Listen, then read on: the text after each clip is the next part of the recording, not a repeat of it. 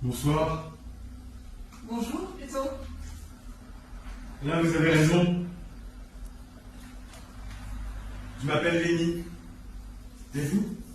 Claude.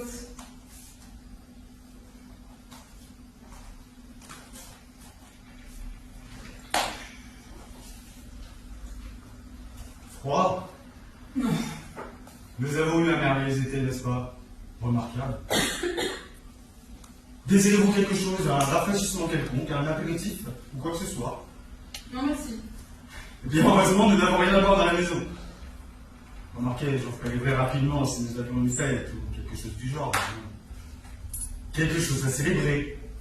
Vous voyez?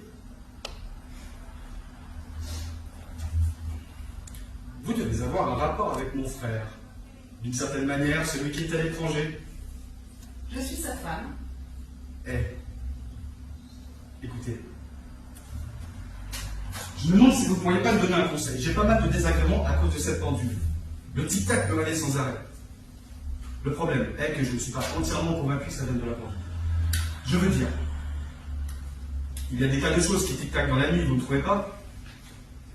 Toutes sortes d'objets qui, durant la journée, ne brillent que par leur banalité, ils ne vous dérangent d'aucune manière.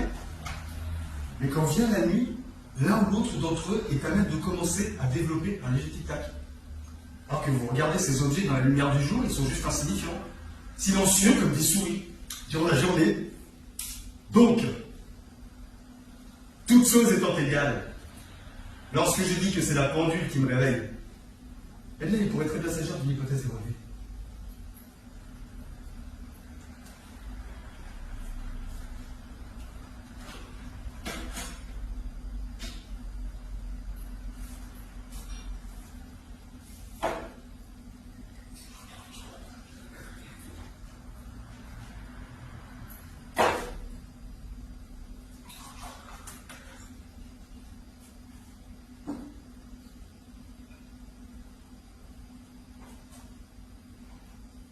Tenez, je parie que ça vous conviendra. C'est quoi, hein? De l'eau.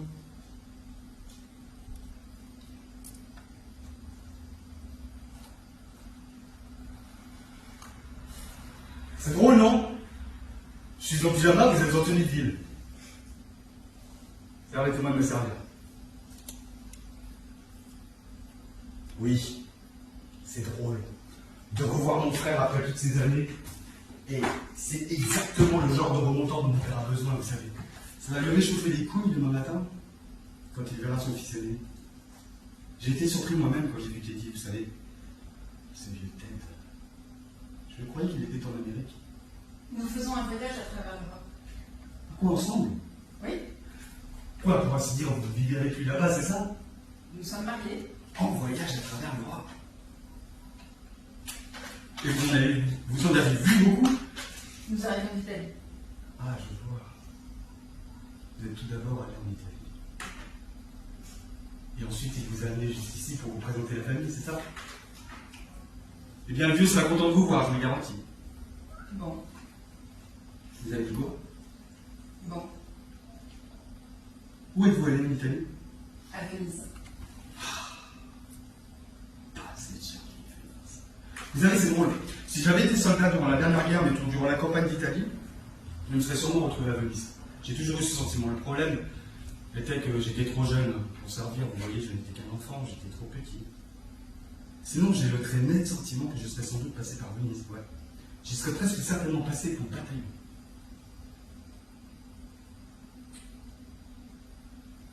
Vous permettez que je dise caméra? Pourquoi? Juste un contact. Je suis chatouillé. Pourquoi? Je vais vous dire pourquoi.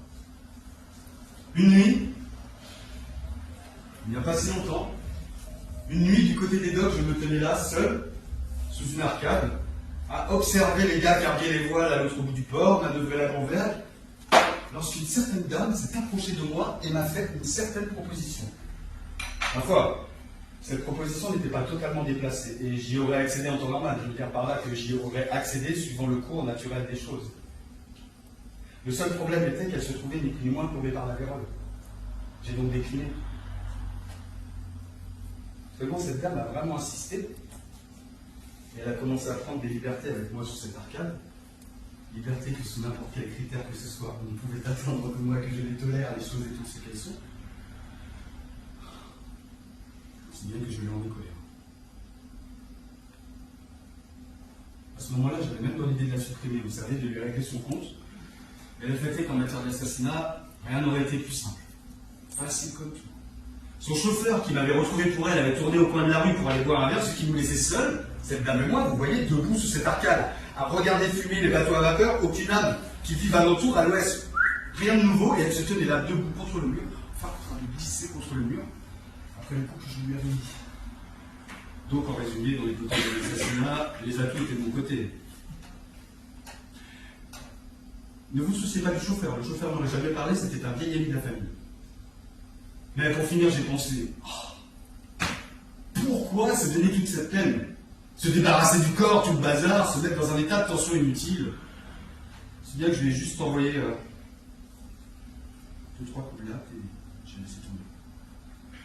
Comment saviez-vous qu'elle était malade? Comment je le savais?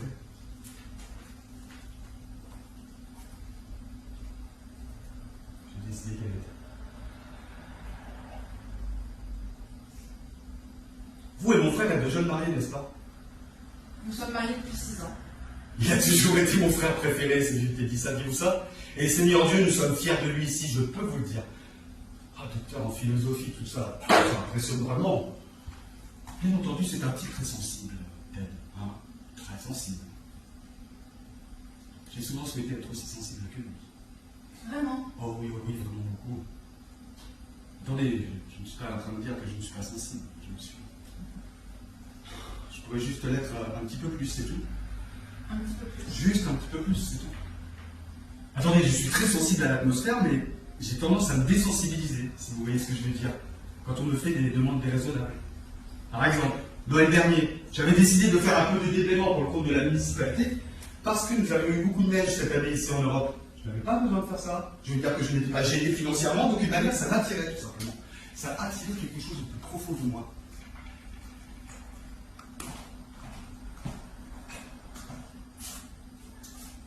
Ce que j'anticipais avec énormément de plaisir, c'était la vive et froide morsure de l'air du petit matin. Et j'avais raison. J'avais enfilé mes bottes de neige et je me tenais à l'angle de la rue aux alentours de 5h30 du matin, attendant le camion qui devait passer me prendre et me transporter jusqu'à l'endroit indiqué. Un froid du tonnerre de Dieu. Bon, le camion est arrivé, j'ai sauté sur le haillon, plein phare, on a plongé dans la soupe et en avant. On est arrivé, pelle à la main, clope au bec, en avant, tout droit dans la neige de décembre. Des heures avant le chant du coq. Bon. Alors ce matin-là, pendant que je prenais mon thé du milieu de la matinée dans un café du coin, une vieille femme s'est approchée de moi et m'a demandé si je pouvais lui donner un coup de main avec son essoreuse. Son beau-frère, me dit-elle, elle l'avait laissé, mais il ne l'avait pas laissé dans la bonne pièce, il l'avait laissé dans la pièce de devant. Bon, naturellement, elle a voulu dans la pièce du fond. C'était un cadeau qu'il lui avait fait. L'essoreuse à bras, vous voyez, pour essorer l'âge. Mais il l'avait laissé dans la mauvaise pièce, il l'avait laissé dans la pièce de devant, un endroit complètement stupide. Bien sûr, on ne pouvait pas la laisser là. J'ai donc pris un peu de temps sur le travail pour lui donner un peu. Elle était juste sur le nôtre. Bon. Alors, le seul ennui quand je suis arrivé, c'est que je n'ai pas pu bouger cette essoreuse. Comment le beau-frère s'y était pris pour la transporter jusque-là, je ne peux même pas l'imaginer. Ainsi donc, j'étais là, m'échinant à coups d'épaule contre l'essoreuse, au risque d'attraper une hernie. Et cette vieille femme qui restait plantée juste à côté de moi, à me faire des signes sans même lever le petit doigt pour me donner un coup de main. Alors après quelques minutes, j'ai dit, bon maintenant écoutez, cette essoreuse, vous pouvez vous la foutre au cul.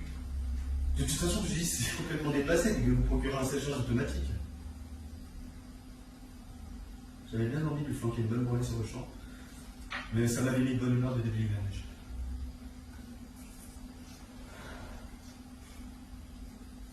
Pardonnez-moi, mais puis-je vous débarrasser de ce cendrier? Il ne me gêne pas. Merci. Il me semble qu'il vous gêne pour attraper votre verre. Le verre était sur le point de tomber. Ou alors le cendrier. Je suis plutôt inquiet pour le tapis. Ce n'est pas moi, c'est mon père. Il est obsédé par la propreté, il ne supporte pas le désordre. Donc, comme je ne crois pas que vous soyez en train de fumer pour le moment, je suis sûr que vous ne verrez pas d'objection à ce que j'enlève ce cendrier. Et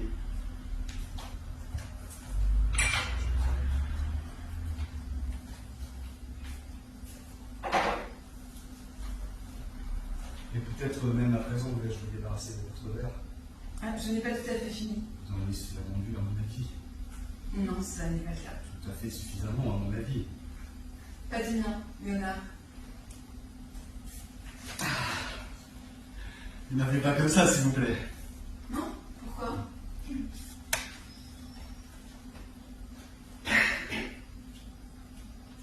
C'est le nom que ma mère m'a donné. Allons, donne-moi ce verre. Non. Alors je vais le prendre. Si vous prenez ce verre, je vous prends vous. Et si je le prends sans que vous le preniez? Et si je le prenais, tout simplement? Présentez. Vous êtes amoureuse d'un autre homme, de toute façon. Vous avez une liaison secrète avec un autre homme. Sa famille n'était même pas au courant. Puis vous arrivez ici sans prévenir et vous commencez à mettre la pagaille. Allons, prenez une gorgée. Allez-y, buvez une gorgée dans mon verre.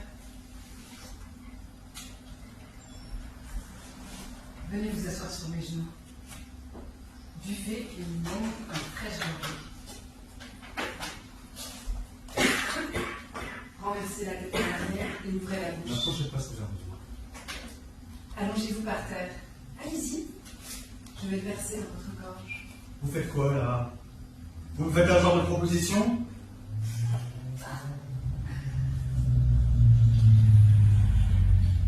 J'avais soif. C'est censé être quoi? Une espèce de proposition.